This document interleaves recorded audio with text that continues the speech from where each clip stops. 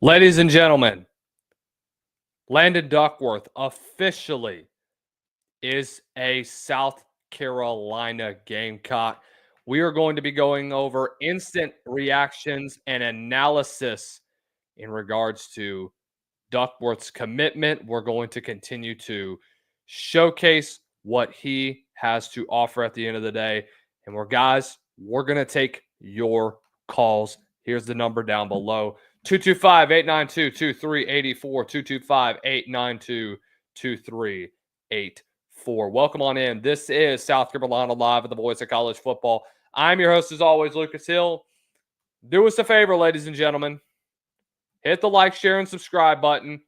Make sure you turn on those bell notifications so that you are notified every time we go live here on South Carolina Live at the Voice of College Football. Always a pleasure getting to talk to all of you, getting an instant analysis and reaction to Landon Duckworth committing to South Carolina. We'll talk about Amari Thomas and the likelihood that he may be the latest commit for South Carolina at the end of the day. Just decommitted from the Florida State Seminoles. It's a huge toss-up at the end of the day for a guy like Amari Daniels, a guy that I thought was definitely one that you definitely had to look out for at the end of the day in regards to this. It's a huge opportunity for a program like South Carolina to take control of a guy like Daniels' potential to flip not one, but two huge stars at the end of the day. Guys, every live show brought to you by our good friends at Amazon. And for more information, here's Mark Rogers. You can make a difference here at the Voice of College Football. Use the Amazon link. Financially contribute to the Voice of College Football without spending a penny. Same shopping experience. It's easy. Go to any video on any channel. Go to the description section and grab the link right next to the capital letters that say Amazon. Use that link and Amazon will instantaneously convert to your account, settings, history, everything intact, just like whatever link you use right now. No difference. Pay no attention to the product that you see right there. Just go search what you want. Don't forget the Amazon link. Thank you for your support. Sincerely, the Voice of College Football. And so let's go ahead and let's look at our recruiting rankings for the South Carolina Gamecocks following this massive commitment. They now sit at number 17 overall, according to 247 Sports. Some even have them high. I think this is actually the highest they have South Carolina ranked at this point in time. I think it's an absolute massive get for a program like South Carolina. You have to understand how massive this is. Guys, Landon Duckworth was a guy that you were kind of concerned with because he was getting a lot of traction with Ole Miss. He was starting to get some traction with a program like Auburn as well.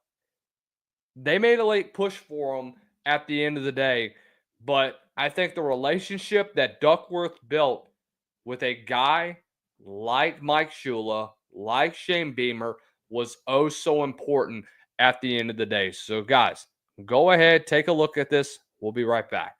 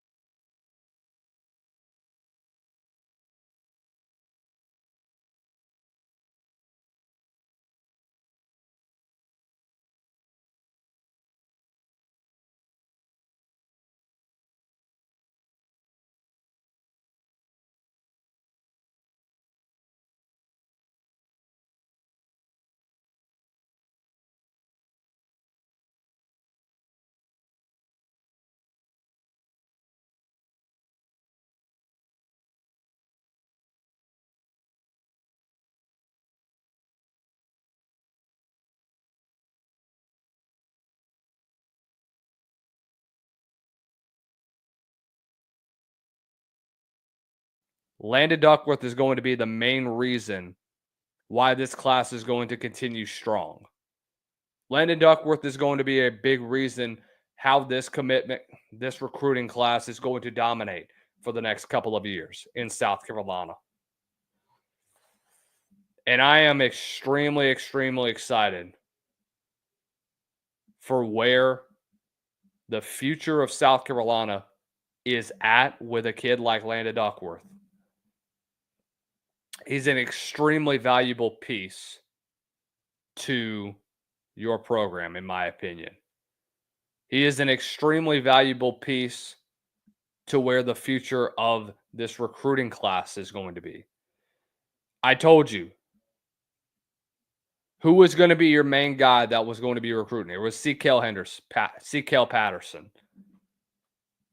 Do you think there wasn't rumblings to get him to come back to Columbia? Boy, he did that. So now this is what your recruiting class looks like. 9 of your 13 commits are 4 stars and above. Guys, that is extremely impressive for what your recruiting class looks like. 247 jumped you from 40th to 24th now. Landon Duckworth is the 6th. I'll give you all the rankings according to what Landon Duckworth is being ranked. He's ranked 10th best according to Rivals. The Rivals industry has him at number 8. They're going by the industry ratings, which is what I like the most, just compiling all of the rankings and combining them to see what fits best. I like where he's at number 8 overall. Rivals has him at 10, 247, and ESPN has him at 6 and 6 respectively. 247 has him as a top 30 prospect, which I think, top 50 prospect, which I think is rather interesting to me, knowing the type of guys that are in this class. And this quarterback class for the class of 2026 is absolutely deep. When you're talking about guys like Jared Curtis, with Faison Brandon, with Bo Bentley, who many have called as the next John Mateer, you're talking about Bryson Beaver, Ryder Lyons, guys that showed out throughout camp season, guys that absolutely really made a name for themselves over the course of this summer, guys that I think that are going to make a big step forward at the end of the day for a team like South Carolina. They're going to continue to build upon what they already have with this recruiting class. Duckworth, to me, has the most potential out of all of these quarterbacks to take the biggest step forward. And in the offense that he's going with a program like what South Carolina has building, with all the tools that Mike Shula has had in his past and what he's going to continue to build for the next couple of years, it's hard to say that Landon Duckworth is only the next biggest piece that you needed to fill into this lineup. You absolutely needed it at the end of the day. But let's continue on. Jazavian Currents, who some have the number 2 overall player in the state of South Carolina. You talk about Zion Giles, one of the best interior offensive linemen. Remember, Darius Gray is still on the board as well for you in the taking. So let's say you get him. 10 of your 14 commits are 4 stars and above. And I think the 4 3-stars, very, very close. At least 2 or 3 of them are very close to being a 4-star rating. So I want to get you guys involved in this one. Do me a favor. If you like the future, if you're a South Carolina fan, if you like the future of what this program is going to look like with this quarterback class, with what you have going into 26, let's just kind of preview that for a little bit. You're going to have Aaron Nolan, who I've heard a lot of rumblings around college football say that they remind him so much of C.J. Stroud, which I think is very, very impressive, knowing what C.J. Stroud did at Ohio State, knowing that Nolan was able to learn in that Ryan Day offense for a year, knowing what he was able to do and learn from a program like Ohio State. Now you see what Mike Shula is going to do with Landon Duckworth and with what Lenore Sellers could bring in 2025. Who knows what the future of that quarterback room will look like? Let's say that he has another big year. Who's to say that a program like, let's just say let's continue on. South Carolina. Let's say Nate's college teams start to take note of that and they see the quarterback factory that's starting to be built there. You know, the legacy that started with Spencer Rattler, who went under the radar, in my opinion. Let's talk about other guys like, of course, we can't forget about Connor Shaw and the legacy he left behind whenever he ended up leaving to go to, or whenever he was the leader of South Carolina for a little while.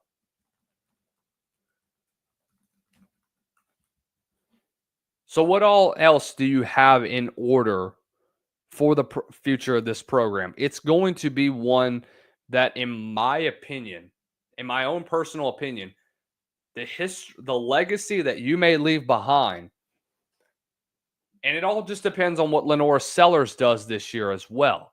That's another thing that you have to take into consideration is what you can do with what Lenore Sellers does this season. That's only going to build upon that South Carolina legacy as a quarterback factory, especially in what the 2020s has offered. The last 3 years with Shane Beamer and company.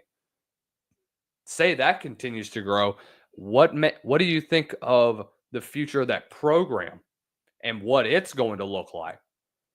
Guys, I would be very shocked if there are fewer quarterback commits over the next 2 to 3 years with South Carolina. I would expect at least 2, if not 2, maybe 3 South Carolina commits over the next maybe 2 or 3 years, however long is left of the of the Shane Beamer era. And I mean that with all my heart. So, like we mentioned, guys, this was arguably, in my opinion, one of the most important gets that your class could have gotten throughout this portal that I have seen so far. Just my own personal opinion when I look at where South Carolina is at as a program. And you can disagree with me. You can say that I don't know what I'm talking about. Guys, having covered South Carolina over the last, well, really, this is my second full month covering South Carolina. And just looking at their recruiting history in the past, I don't think you've had a better class so far from what you've gotten throughout. As when we talk about big names, probably since that 2010-11 class with guys like Stephon the Spurrier classes with 09, 10, and 11 classes that you've gotten through high school. Trent Benton, portal. We're talking about high school recruiting. We'll talk about the portal class, in my opinion, is really underrated because of what you've been able to put into play. It's not sexy names like we've mentioned on a daily basis, but it's names that you can prioritize and you can really, I would say those are names that really you can trust at the end of the day to put yourself in a better position to be a full-time contender at the end of the day. That's just my opinion.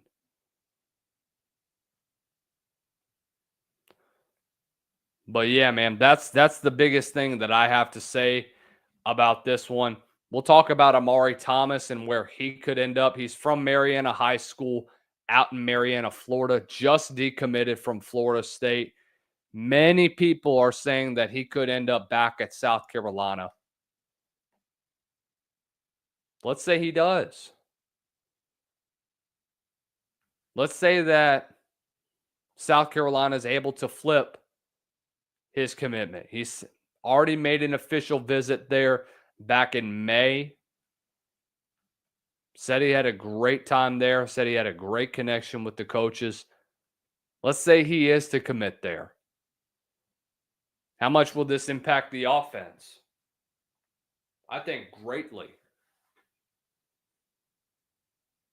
I think it makes a huge difference that you're able to build upon that portal, build upon that high school recruiting class on the offensive side of the ball. But when we look at this recruiting class, we've talked about under the radar talent. Last year, literally yesterday, you got a guy in Tristan Lewis, who's one of the top athletes in the state of South Carolina.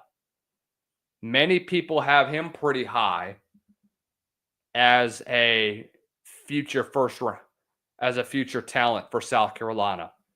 What about other guys that have gone under the radar? Guys, we've talked about them. Ace Sanders, Debo Samuel, Melvin Ingram. Guys that went into South Carolina and made a significant difference within the program and changed the program for good for the next several years with Spurrier. Like we've mentioned before, if you want to get back to that elite level era of the Spurrier era between 2009 and 2013, where you were consistently a contender for the SEC East, where you felt like you were this close, one game closer to being back as an SEC East champs like you were back in 2010 with Steven Garcia, was through high school recruiting. You recruited well. You recruited the state of South Carolina.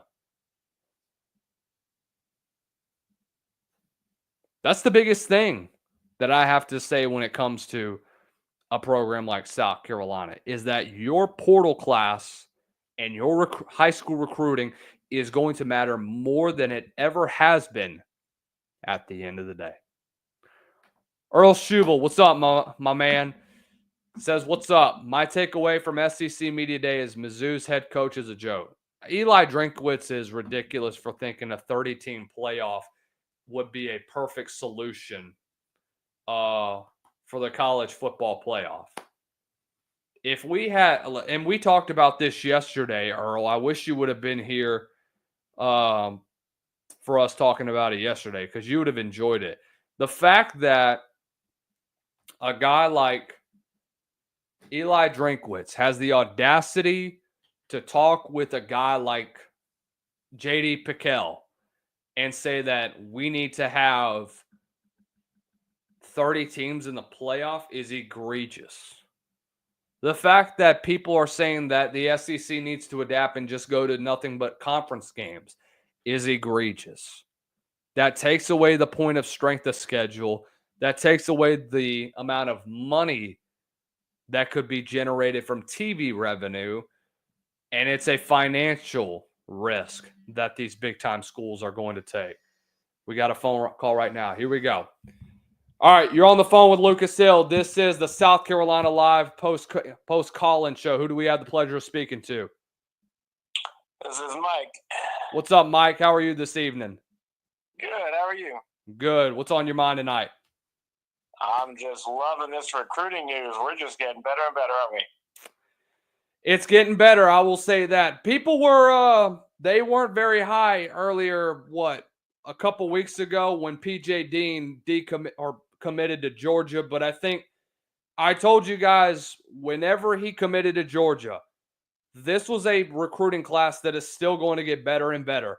I told you at the time, you're a program that had 10 or fewer commits, and you're still a top 20 class. You're still continuing to build through high school recruiting. Well, and I think you just got to trust the process, too. I mean, it's not going to happen overnight. It never has, but you just have to trust that process. Yeah, I mean, absolutely. I mean, we talked about that too. Relationships matter at the end of the day. Relationships matter when it came to the Landon Duckworth situation. The reason why he committed to South Carolina, the reason why it was down to South Carolina and Auburn anyway. We all knew once it came down to the final two. I mean, where would you have rather gone? The dumpster fire that's going on down on the plains with what Hugh Freeze has been doing recently. And people are going to give him crap for all the golf incidents and stuff. In my opinion, the golfing isn't that big of a deal. It's the fact of the matter is that you try to downplay it when your recruiting class is in the toilet right now and you haven't been able to win games and you haven't been able to develop at a high level. That's why I think Duckworth decided to commit to South Carolina, just also because of the relationship that he built with Shula as well. Shula's been an absolute mastermind when it came to developing quarterbacks. See what he did with Cam Newton. Oh, no doubt. And I think you talked about it before, culture. I mean, I think we really got some culture built here, and every team talks about it, but I think we've really got that here with Shane. And players want to be here, the coaches want to be here, and I think it's just a really, really positive culture that he's built. Yeah, I couldn't agree more, Mike. I'm just looking at where you are right now with your future. I mean, it wasn't but last year Shane's head was on a platter following Old Dominion. I don't know what happened in that locker room following that Old Dominion game, but something clicked in the program, and it just turned into a completely different locker room. And you've seen that through recruiting, and you've seen that through what you've gotten in the portal. I think that a lot of guys that came to South Carolina, whether it be through recruiting or whether it be through the portal, they believed in what the future of this program is going to look like, and I don't blame them. I really like what Shane Beamer is going to build.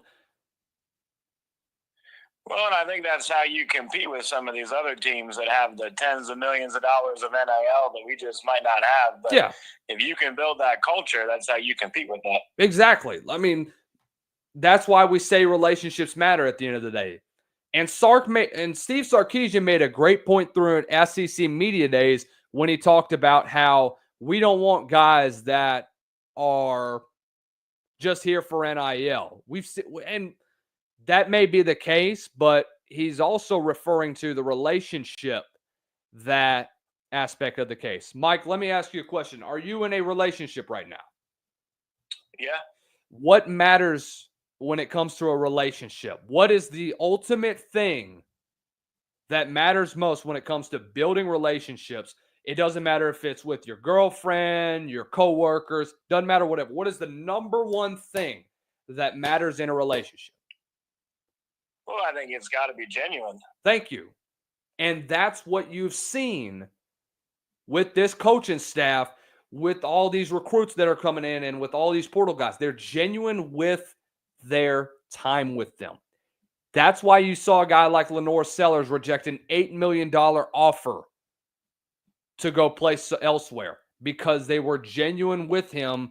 A guy like Mike Shula believed in a guy like Lenore Sellers for him to continue to stay there. He believed in the culture to stay in Columbia. And that ultimately is going to be one of the few examples we see a guy that isn't going to jump ship and take the money and is going to stay with a program based on the culture and the relationships that each of these coaches have built with their respective players. Well, no doubt you can park a Ferrari outside of your facility, but if you can build that connection with them when they're on that short visit, I think that's what's going to last, and really get the right kind of guys in the door.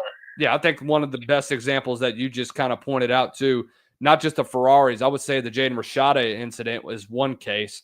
I don't think there was ever really a solid relationship between him and Florida, and that's why that $13 million contract fell right through the roof. Sure. No, for sure. Well, all right, Mike, you got anything else on your mind tonight, my man? I don't know about that. I might just crack me one more nightcap and call it a night. I appreciate you taking the call. Hey, Mike, thank you for calling into the show, brother. Hey, go Gamecocks. All right. Open phone lines are back open. 225-892-2384. Appreciate Mike for hopping on the show. Earl says, I'm in high school and I feel smarter than Eli Drinkwitz. You're in high school? Wow. I didn't even realize that. I thought you were going to be some like middle-aged man or something like that. But no offense. I'm just making a statement. I thought it was funny. But yeah, I do think that Eli was getting in way too over his head when it came to that, to be honest with you. It was just bad. The fact that you'd even decided to come up with something like that, guys. It was just ridiculous that he even thought of a 30-team playoff? Really? Really? How good is that going to do you at the end of the day, guys? Really? What good is a 30-team playoff going to do? It's all about the money, guys, at the end of the day. Well, when it comes to scheduling, in my opinion. Relationships is another thing. Me and Mike talked about that just now. All right. Let's talk about Amari Thomas. And I know we kind of have been tinkering a little bit with Thomas and what he's going to bring to the table. But Amari Thomas, in my opinion, let's say he does end up being a South Carolina Gamecock. Talk about the running back room and what the future of that room is going to look like. Guys, I'd be very, very intrigued to see what that room is going to look like at the end of the day. I'm really, really stoked for what South Carolina is going to bring with this running back room. His press conference was a joke. He kept making unexpected jokes. Not going to release the Epstein files. Did the Epstein files get released today, actually? I'm glad that you kind of brought up his stuff because I'm being for real. Did the Epstein files get released? Because Trump requested a release of the files yesterday. I really don't get it, to be honest with you. I don't know if they did or not, but I could be also very wrong at the end of the day. But hey, anything could happen. South Carolina's been in the news a lot, man. What's going on over at Chase Childers, who passed away and saving his family. Man, that sucks, dude. Oh, that sucks. Okay. Let me get you guys' thoughts. Who is the most likely South Carolina target that could end up flipping between now and December? What's your thoughts on this Shamar Stewart situation? It's just entitlement, to be honest with you. But that's what you're going to see at the end of the day when it comes to these NFL players. I'm not really surprised. I like Sherm. I got to see him at the Senior Bowl. Dude was a dog. But I just don't understand why you put yourself in a situation like that. That's on the contract negotiator, and that's on front office and his agent at the end of the day. He wants more money. I mean, come on, dude.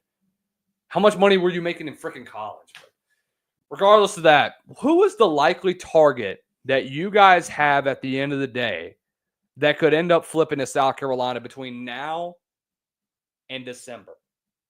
To me, I have 3 names that are in mind. PJ Dean is one of them. PJ Dean is, in my opinion, going to be a hotbed for a program. Do I think he will end up flipping back? Honestly, no. And here's why. We talked about the relationship aspect of this. I don't know if he ends up flipping his commitment. South Carolina is going to have to throw the freaking kitchen sink at him in order to effectively get a guy like that. I don't think it's going to happen. I don't know if it even will happen at the end of the day. If it does, great. If it doesn't, oh well. Either or, I'm not really surprised. I look at a guy, maybe what Smoke Matthews does. Smoke Matthews to me seems locked in. He seems okay with the Texas situation right now. I think he likes where that program is headed and how they develop at the defensive back position. I think it's just an overall great position for them to be in at the end of the day. And I think it's just really effective that a program like Texas is able to hone in these top tier Texas guys at the end of or these top tier guys that are coming from all over the country, and they have a notable notoriety to be able to develop DBs at the next level. And why wouldn't you? Tamarion Watkins is another guy that I would have that I would definitely keep my eye on if I am you. Right now, he's an Aggie commit, but I'm speaking of Earl Spurl because the press keeps saying he might go back to A&M. Well, that's impossible, by the way. Watkins to me is a guy that I think is going to flip. I really do. I don't see him being a long-time Texas A&M commit. I just don't like what is going on down there. I like Mike Elko. No disrespect towards Mike Elko. I really do. But again, I just don't see the future of that program looking too bright. That's why I have guys like Watkins flipping at the end of the day. PJ Dean could be one. I think Smoke Matthews is pretty set in stone that he is going to be a Texas Longhorn. Of course, things could change. We'll see what Texas does this year. Watkins, to me, I don't know. I just don't see it. I think he's going to end up flipping back to South Carolina. And I think he's going to end up continuing to develop at the next level. I think he'd be in a better position if he does end up as a South Carolina Gamecock. That's just my opinion. Let me know what you guys think at the end of the day. We'll be on here for another couple minutes, and then we're going to get out of here. I got to go be somewhere. Actually, you know what, guys? Thank you guys for tuning in tonight. This was a great night. Let me just tell you. Big time win for South Carolina, getting the number 6 overall quarterback in the nation. Huge get for South Carolina. Huge opportunity that they have for the future of this quarterback room. Guys, make sure you hit the like, share, and subscribe button in the link below. Thank you guys for continuing to show your support for South Carolina Live here at the Voice of College Football. Have a great rest of the night, and we will see you all very soon. Y'all have a great weekend, actually.